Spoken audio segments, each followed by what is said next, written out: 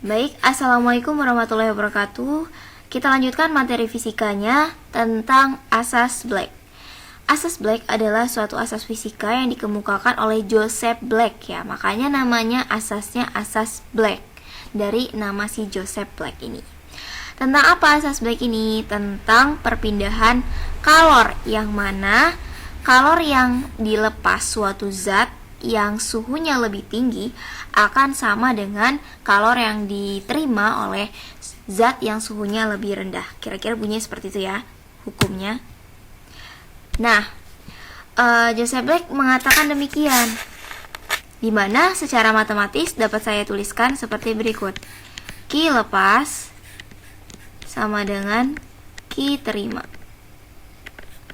Ingat di awal pertemuan tentang kalor, Q sendiri adalah M dikali C kali delta T. Macet ya.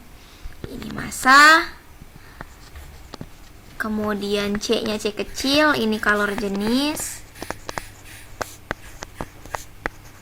Dan ini perbedaan suhu.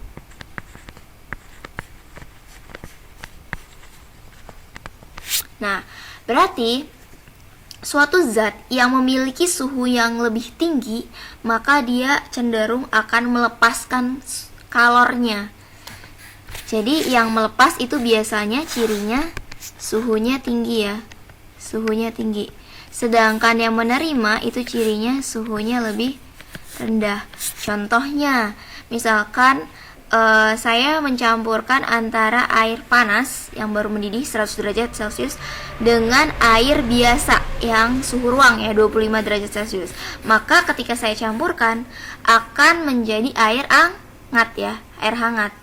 Air hangat itu berarti bermakna air panas itu melepas kalornya sebagian ke air dingin, air yang di suhu ruang menerima suhu yang dilepas tadi, sehingga terjadi keseimbangan termal di suhu yang hangat tadi. Misalkan suhunya jadi 35 derajat Celcius seperti itu. Nah, ini harus diperhatikan ya. Kalau saya tuliskan lagi Q lepasnya, misalkan M dikali C kali delta T untuk satu, itu sama dengan M dikali C kali delta T untuk zat yang kedua. Nah, ini berlaku kalau misalkan yang saya kasih contoh tadi antara misalkan air panas sama air biasa. Tapi gimana kalau misalkan terjadi perubahan bentuk yang tidak hanya satu, misalkan dari es mencair jadi air dingin, kemudian jadi air biasa misalkan, atau awalnya dia mendidih, kemudian dia menjadi suhu ruang, terus menjadi es. Bagaimana demikian? Ya maka kalornya di sini akan nggak cuma dua ini ya, ada tambahannya. Jadi misalkan kalau lepasnya apa aja? Kalau lepasnya misalkan air dan juga air suhu 100 derajat dan juga air yang suhunya 80 derajat misalkan. Jadi nanti Q lepasnya ada dua gitu. Sama dengan Q terimanya ada berapa? Ada satu misalkan. Jadi di sini tuh menyesuaikan jumlahnya kalornya ada berapa di kanan dan kirinya. Jadi nggak mesti harus selalu begini ya rumusnya ya. Nah, tapi kalau persamaannya hanya pada dua zat dan perubahan zatnya itu hanya satu, gitu, misalkan air panas, air dingin jadi air hangat, maka ini kalau saya tuliskan lengkapnya itu menjadi M dikali C1 dikali delta T-nya nih kita ubah ya, T1 min TC, TC itu T campurnya sama dengan M2 dikali C2 dikali TC min T1. Jadi delta T-nya tuh sebelah ruas kiri itu diurai seperti ini, sebelah kanan itu diurai seperti ini, jangan salah ya. Nah, ini kalau dari sini saya urai. Nah, biasanya kita akan mengenal ya, sebelum ini sebenarnya kita sudah belajar tentang kalor kan. Selain kalor yang ini, rumusnya kalau dia bentuknya berubah dari es menjadi air atau dari air menguap, maka persamaan kalornya itu M dikali L. Kalau misalkan dia menguap, L uap. Uap. Kalau misalkan dia melebur menjadi es, misalkan ini M kali L S. Jadi kalornya itu bisa tiga bentuk ya. bisa MC kali delta T atau dua bentuk tambahan ketika berubah suhu, yaitu drastis. Misalkan yang tadi air jadi menguap, kemudian misalkan air biasa jadi es, itu kan drastis sekali ya.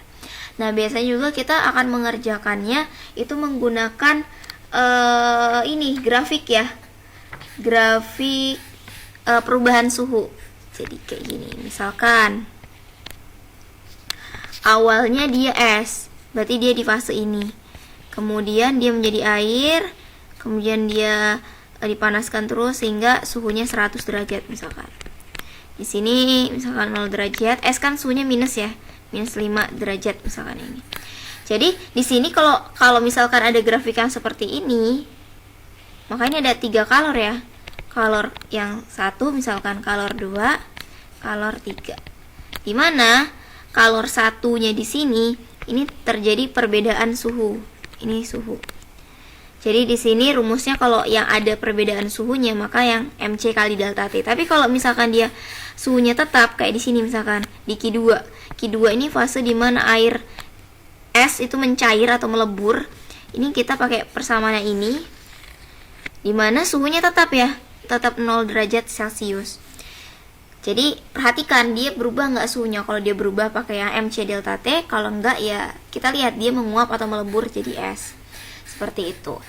Nah, untuk lebih lanjutnya akan saya bahas contoh soal. Mungkin untuk materinya cukup.